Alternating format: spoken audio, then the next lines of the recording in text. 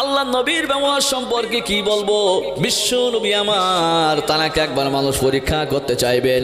আমার ভাইয়েরা, কেতাবের মধ্যে লেখা আছে আখিরি জামানার নবী যিনি হবেন তানার সঙ্গে যদি কেউ দুর্ব্যবহার করে, আখিরি জামানার নবী তানার সঙ্গে দুর্ব্যবহার করবেন না, বরং ভালো ব্যবহার করবে। আমার ভাইয়েরা, একজন ইহুদি আলিম তিনি তানার কেতাবের মধ্যে পড়েছেন আখিরি জামানার নবী যিনি হবেন, শেষ জামানার নবী যিনি হবেন তানার সঙ্গে যদি কেউ দুর্ব্যবহার করে, আখিরি জামানার নবী তানার সঙ্গে ভালো ব্যবহার করবেন, দুর্ব্যবহার করবেন না। ইহুদি যখন জানতে পেরেছেন, কিতাবের মধ্যে পড়েছে আমার নবীকে পরীক্ষা করবার জন্য বিশ্ব নবীর দরবারে এসেছে। মোহাম্মদকে নাম ধরে ডেকে বলে, মোহাম্মদ শোনো, আমি আপনাকে একদিন দাওয়াত করব, আপনি আমার বাড়ির দাওয়াত কবুল করবেন কিনা? বিশ্ব নবী আমার সঙ্গে সঙ্গে বললেন যে হ্যাঁ, আমি আপনার বাড়ির দাওয়াত কবুল করে নিলাম। আমার ভাইয়েরা, অনেক ভাইয়েরা প্রশ্ন করে, হুজুর গায়ের মুসলিমদের বাড়িতে, তাদের বাড়িতে খাওয়া যাবে কিনা এই প্রশ্ন করে থাকেন। আমার ভাইয়েরা, উত্তর আপনারা পেয়ে যাবেন। আজ থেকে 1400 বছর পূর্বে আমার নবী বিশ্ব নবী ইহুদির বাড়ির দাওয়াত কবুল করেছেন। জোরে বলুন সুবহানাল্লাহ, আর একটু জোরে বলুন সুবহানাল্লাহ। আমার ভাইয়েরা, ইহুদি তো দাওয়াত দিয়ে দিল, কিন্তু কোন দিনে কোন সময়ে দাওয়াত হবে এই কথা কিন্তু বলেন না, বরং শুধু দাওয়াতের কথা বলেছেন, মুতলাক দাওয়াতের কথা বলেছেন। বাড়িতে গিয়ে তার ছোট্ট ছেলেকে ডেকে বলে, বাবা শোনো, একটা পত্র দিয়ে, ওই পত্রের মধ্যে লেখা আছে আপনি মোহাম্মদ আপনার দুইজন সাথী হযরতে আবু বকর এবং হযরত ওমর সহ আপনাদের তিনজনকে অমুক দিন দ্বিপ্রহরে আমার বাড়িতে দাওয়াত রহিল। এই পত্র নিয়ে ইহুদি তার ছোট ছেলের কাছে পাঠিয়ে দিয়েছে, যাও বাবা চলে যাও, এই পত্রটি নিয়ে তুমি বাড়িতে যাও, মুহাম্মাদের বাড়িতে চলে যাও, মুহাম্মাদের কাছে গিয়ে তার হাতে পত্রটি দিবে। আমার ভাইরা, ইতিহাসের মধ্যে লেখা হচ্ছে ওই ছেলেটি পত্রটি নিয়ে বিশ্ব নবীর দরবারের দিকে পর এগিয়ে আসছে। আমার ভাইরা, দূর থেকে আল্লাহ নবী লক্ষ্য করে দেখেন একটি ছোট্ট বাচ্চা আমার দিকে এগিয়ে আসতেছে। বিশ্ব নবী আমার সঙ্গে সঙ্গে আদবের সঙ্গে বসে গেলেন, আল্লাহর নবী আমার সম্মানের সঙ্গে বসে গেলেন।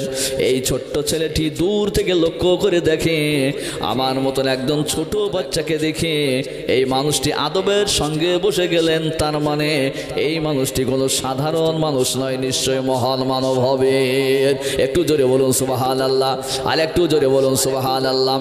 আল্লাহ নবী বলেন, তোমরা বাচ্চাদেরকে সম্মান করো, ভালোবাসো, তারাও তোমাদেরকে সম্মান করবে, ভালোবাসবে, তোমাদের সালাম দিবে।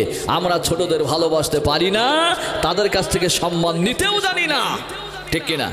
আপনারা দুঃখ নেবেন না, আমার এলাকার মানুষের কথা বলছি। একজন বুড়ো মানুষ ছিল, সে বাচ্চাদের সঙ্গে ঠাট্টা করতো। কেমন ঠাট্টা করতো শুনবে নাকি? শুনবেন? ঠাট্টা এমনই ভাবে করতো যে ছোট বাচ্চাদের পিছনে গিয়ে তাদের প্যান্ট খুলে দিয়ে থো করে থুতু লাগাই দিত। আমাদের বাঙালি বাচ্চা, এদের তো লজ্জার ভাব অনেক বেশি। এক তো যদি প্যান্ট খুলে দেয় সে তো রেগে যাইবে, তার সাথে সাথে পিছনে যদি থো করে থুতু লাগাই দেয় তো সে তো আরো বেশি চড়বে। এখন এই বাচ্চা কিন্তু সুযোগ পায় না যে বুড়ো তো আমাদের প্যান্টটা খুলে দেয়, তা আমি তো কোনোদিন সুযোগ পাই না যে বুড়ো লুঙ্গি কেমনে খুলবো। আমার ভাইয়ের একদিন গ্রামে মিটিং হচ্ছে, মানুষেরা বসে আছে, তো একজন একটা ছোট বাচ্চা তার বাপের কোলে বসে আছে, বুঝলেন? আর বুড়ো মানুষ, এদের তো বুদ্ধি পাকা, এদের বুদ্ধি পাকা। এখন ভেবেছে তাই তো মিটিংয়ে অনেক সময় মারধর হয়, বলা যায় না, মার যদি পড়ে তো পালানোর জায়গা হবে না, তো লুঙ্গির গিট তো আমার ঢিলা, এই জন্য ভালো করে কষে লুঙ্গিটাকে বেঁধে নেই বলে সেই জায়গায় দাঁড়িয়ে যখন লুঙ্গির গোছাটা খুলেছে, ওর পাশে তো সেই বাচ্চা বসে দিয়েছে, ওর কিন্তু খেয়াল নাই। আর বাচ্চার বেরেন কাজ করেছে, বুড়ো তো আমাদের প্যান্ট খুলে দেয়, তো সুযোগ তো কোনোদিন হয় না। আজকে দাঁড়িয়ে গেছে মানে আমার সুযোগ এসে গেছে, একেবারে বুড়ো লুঙ্গির গোছা ধরে দিয়েছে টান, সবার সামনে বুড়ো লুঙ্গি পুরো ফাঁকা হয়ে গেল। আমার বন্ধুগণ, আপনারা বলেন, আপনারা জ্ঞানীগুণী ভাইয়েরা, এত বড় তাফসীরুল কোরআন মাহফিল আপনারা দিয়েছেন, আপনাদের কাছে পাঠাগার আছে, মাকতুব আছে, নিশ্চয়ই আপনারা জানবেন এই অন্যায়টা এই বাচ্চার নারীর বুড়োর। আপনারা বলেন নিশ্চয়ই বুড়ো মানুষটারই দোষ হবে, তার কারণ সে বাচ্চার কাছ থেকে সম্মান নিতে জানে নাই, ঠিক কিনা? আমার বন্ধুগণ লক্ষ্য করেন, এই ছোট্ট বাচ্চারা দেখেন আল্লাহ নবী আদবের সঙ্গে বসে গেলেন, হুজুর আমার আদবের সঙ্গে বসে গেলেন, সম্মানের সঙ্গে বসে গেলেন। ছোট্ট বাচ্চাটি লক্ষ্য করে দেখে, হায় আবার কেমন মানুষ, আমার মতন ছোট্ট মানুষকে দেখে আদবের সঙ্গে বসে গেলেন, সম্মানের সঙ্গে বসে গেলেন। নিশ্চয়ই কোনো সাধারণ মানুষ হবেন না, বরং নিশ্চয়ই কোনো মহামানব হবেন।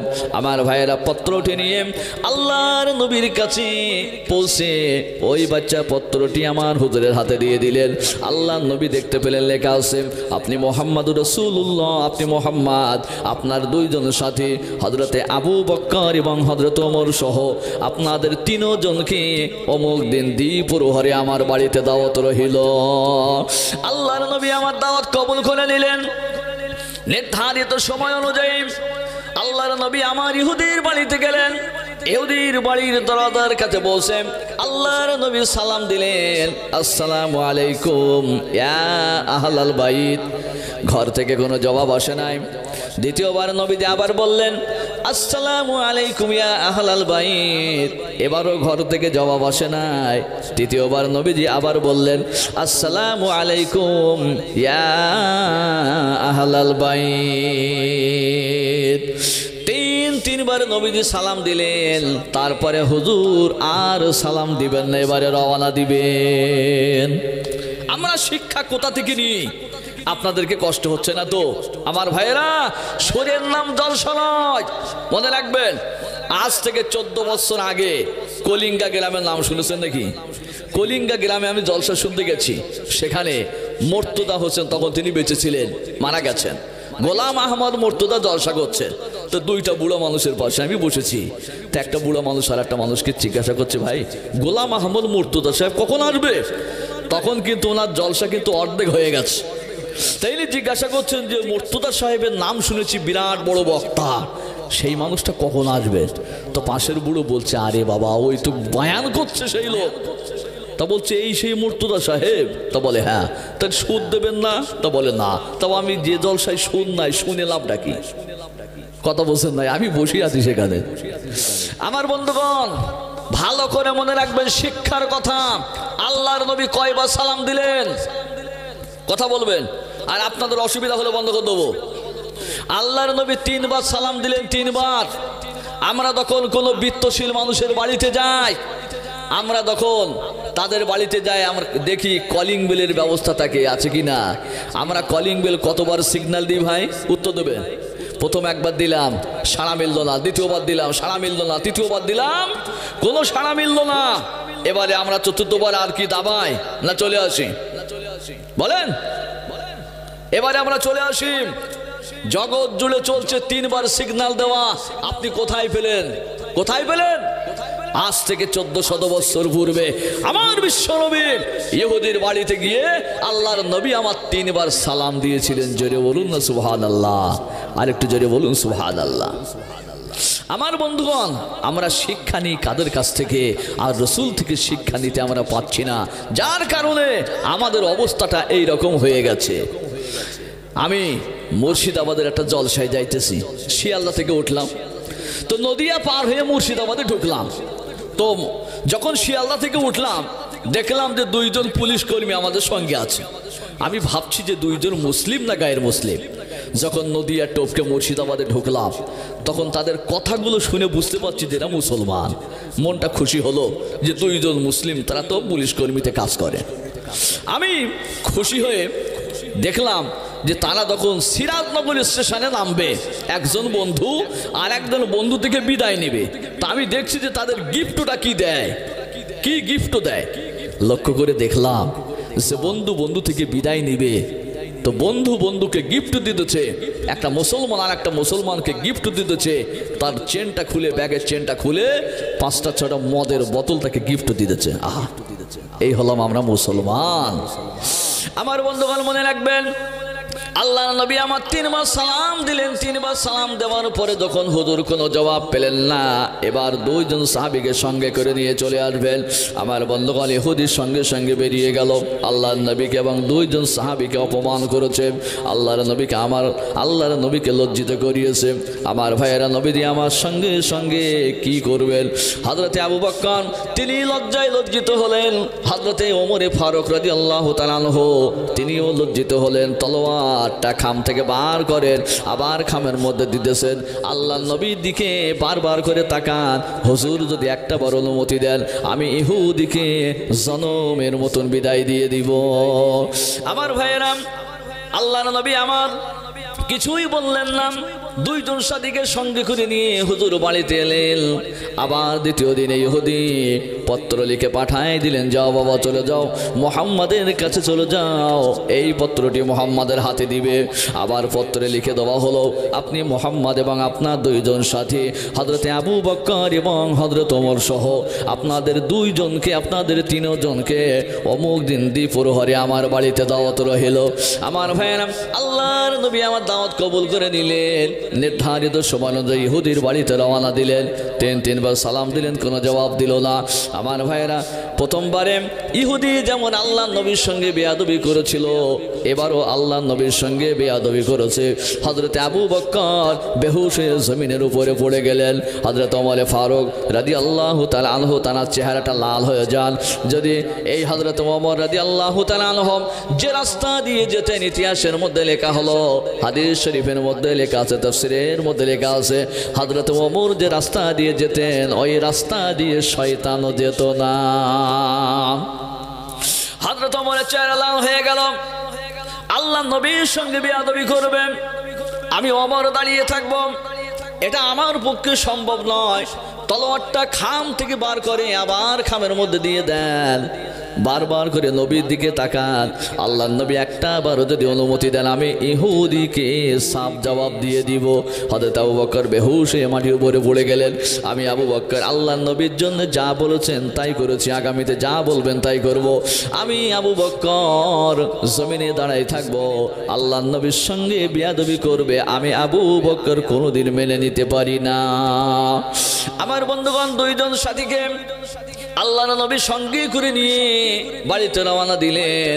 3য় দিনে আবার ইহুদি পত্র লিখে পাঠিয়ে দিয়েছে, যাও বাবা চলে যাও, মুহাম্মাদের কাছে পত্রটি দিবে।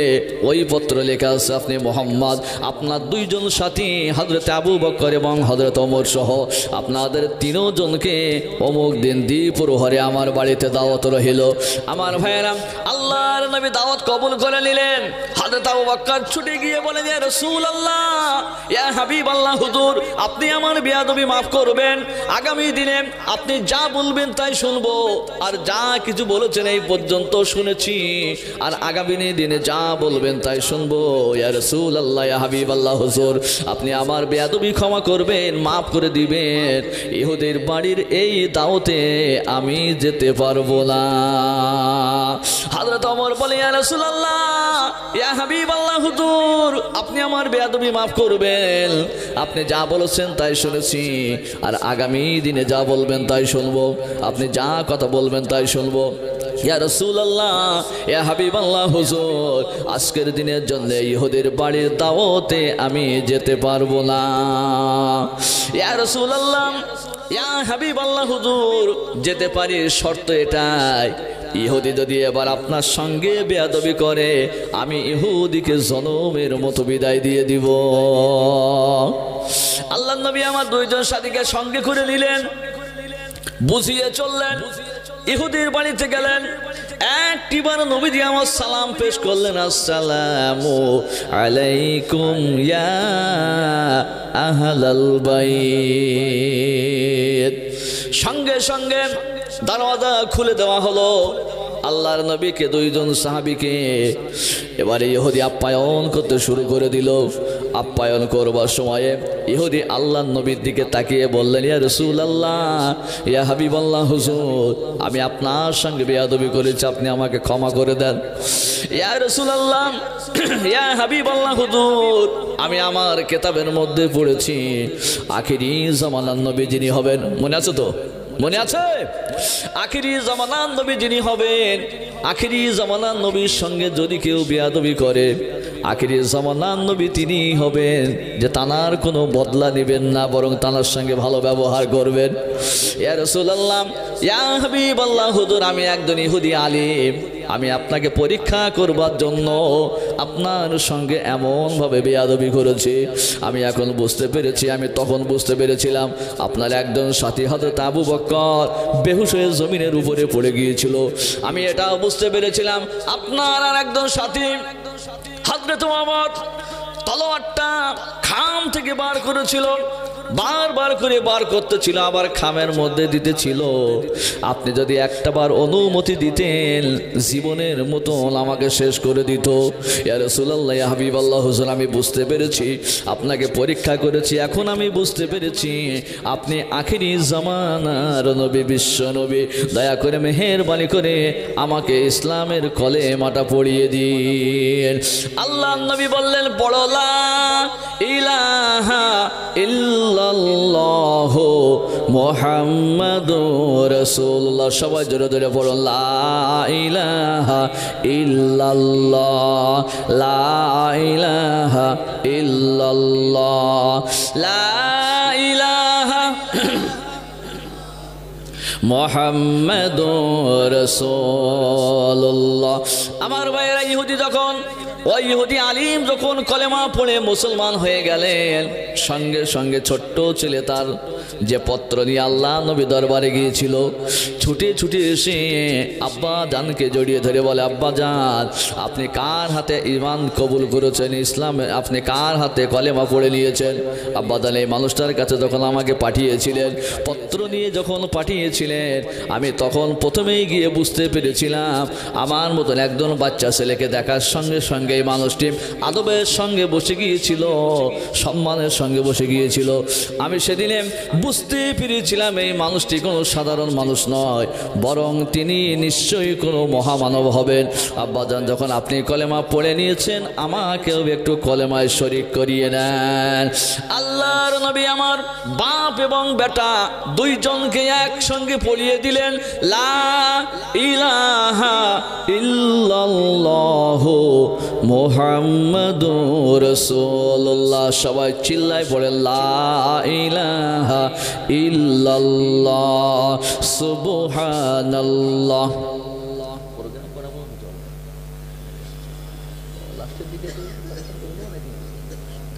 সুবহানাল্লাহ ওয়ালহামদুলিল্লাহ, লা ইলাহা ইল্লাল্লাহ, লা ইলাহা ইল্লাল্লাহু মুহাম্মাদুর রাসূলুল্লাহ।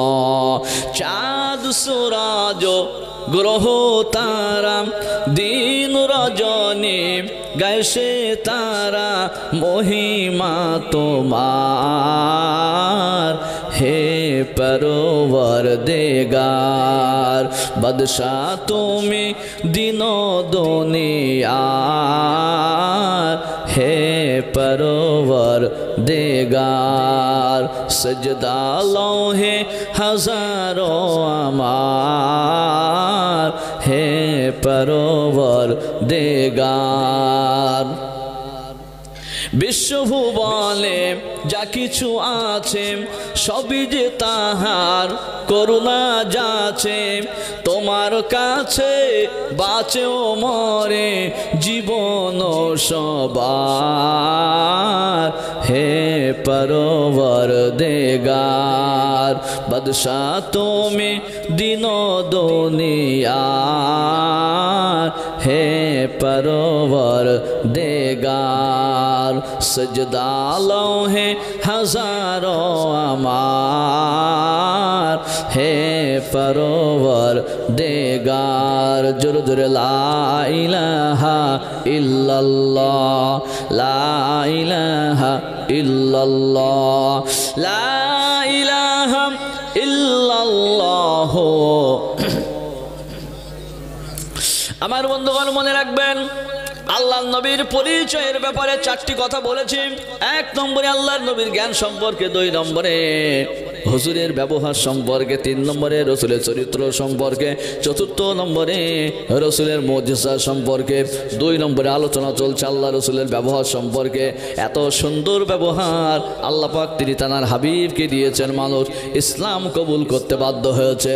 আল্লাহর নবী আমার রাস্তা দিয়ে যাইতেছেন, একজন ছোট্ট বাচ্চা দাঁড়ায় আছে, মনটা খারাপ।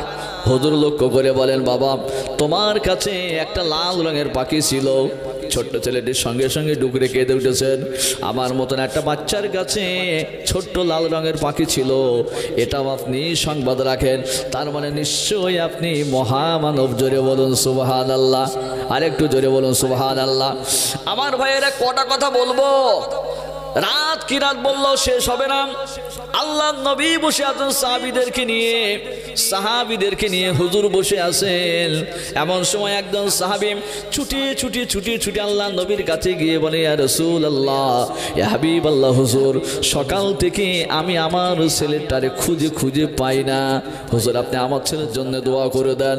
সঙ্গে সঙ্গে একজন সাহাবী দাঁড়ায় গেলেন, ইয়া রাসূলুল্লাহ, ইয়া হাবিবাল্লাহ, হুজুর আমি রাস্তা দিয়ে যখন আসতেছিলাম এই সাহাবীর ছেলেকে আমি দেখতে পেয়েছি মদিনার খেজুর বাগানে অন্যান্য সাহাবীদের ছেলেদের সঙ্গে খেলাধুলা করে। সাহাবী যখন জানতে পেরেছেন সঙ্গে সঙ্গে ছুট মারবেন, দৌড়াবেন। আল্লাহ নবী সাহাবীকে বললেন, সাহাবী শোনো, দাঁড়িয়ে যাও। সাহাবী যখন দাঁড়ায় গেলেন, আল্লাহ নবী বললেন, সাহাবী শোনো, যখন ছেলের কাছে পৌঁছাবে দূর থেকে ছেলেকে যেন বাপ করে ডাক দিবে না, দূর থেকে ছেলেকে যেন বাপ করে ডাক দিয়ে তাকে নিয়ে আসবে না, বরং কাছাকাছি গিয়ে তার হাতটা ধরে আস্তে আস্তে করে ঠিকান থেকে টেনে বার করে নিয়ে আসবে। সাহাবীরা বুঝতে পারেন না নবীজি এমন কথা কেন বললেন। আল্লাহ নবী বললেন, সাহাবী শোনো, মদিনার খেজুর বাগানে যে সমস্ত ছোট বালকেরা খেলাধুলা করে, ছোট বালকেরা খেলাধুলা করে, ওই সমস্ত ছোট বালকেরা, তাদের মধ্যে কিছু বালকেরা এমন আছে যাদের বাপেরা তারা কাফেরদের সঙ্গে লড়াই করে শহীদ হয়ে গেছেন, দুনিয়ার জমিন থেকে চির বিদায় নিয়েছেন।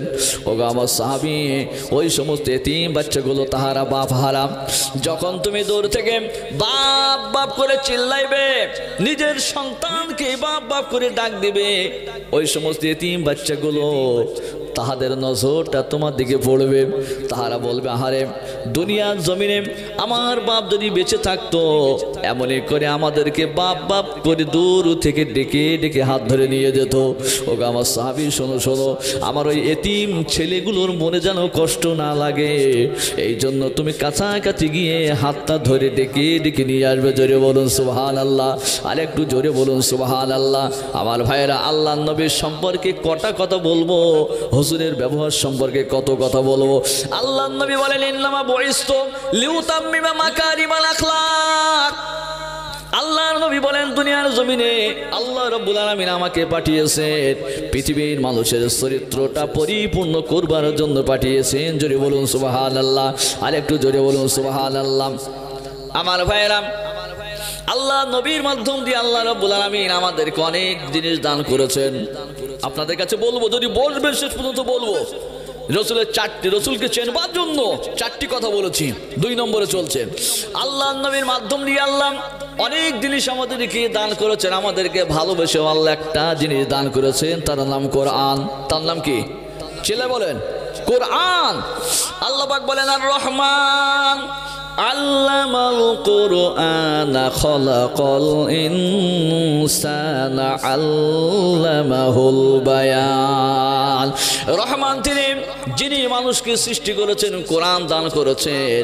আর কোরআন এত বড় নিয়ামত, পৃথিবীর জমিনে শ্রেষ্ঠ নিয়ামত কোরআন। জোরে বলুন সুবহানাল্লাহ, আর একটু জোরে বলুন সুবহানাল্লাহ।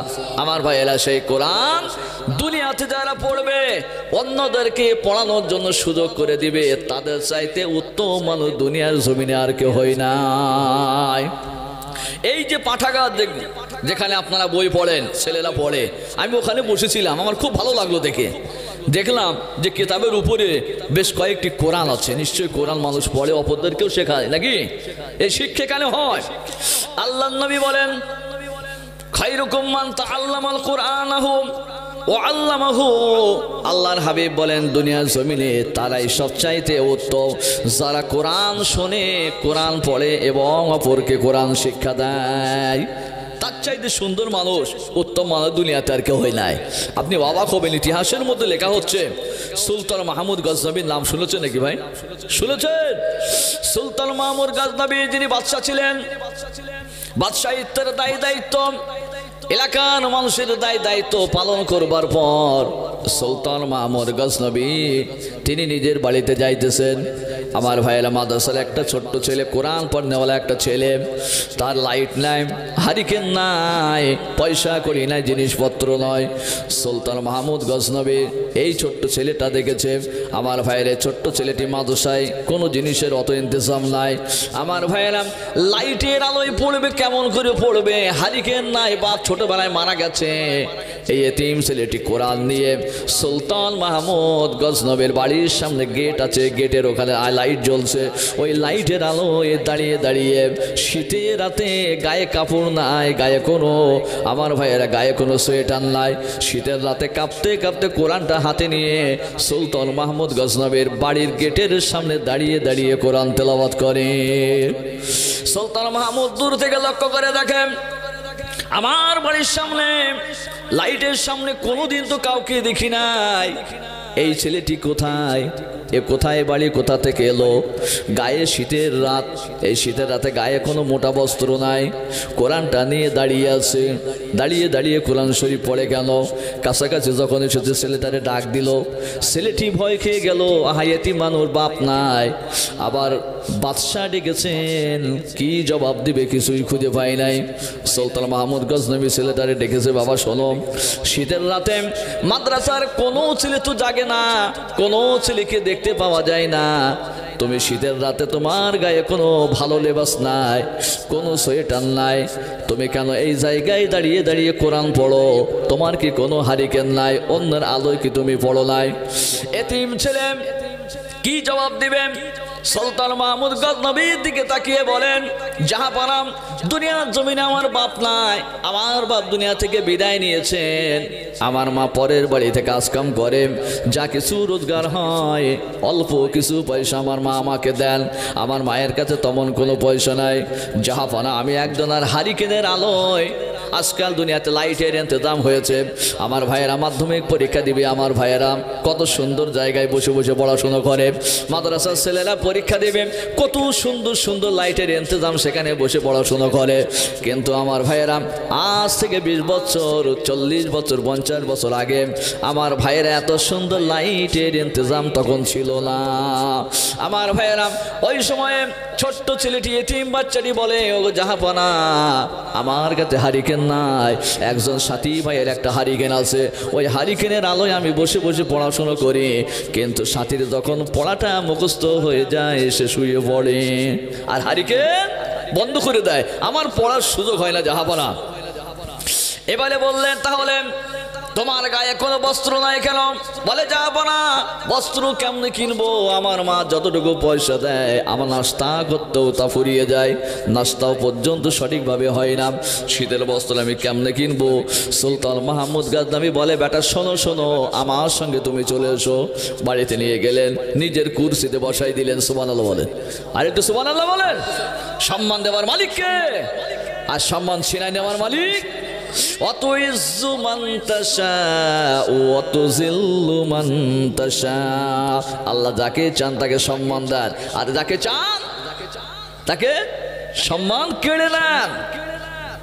আমার ভাইয়েরা দেখেন, তুর্কিস্তানের জমিনের দিকে লক্ষ্য করেন, পৃথিবীর জমিনের কোন মেশিনের কাজ লাগলো না, কোন জিনিসের প্রয়োজন হলো না, 40 সেকেন্ডের মধ্যে বড় বড় শহরগুলো যেন মাটির সঙ্গে মিশিয়ে গেছে।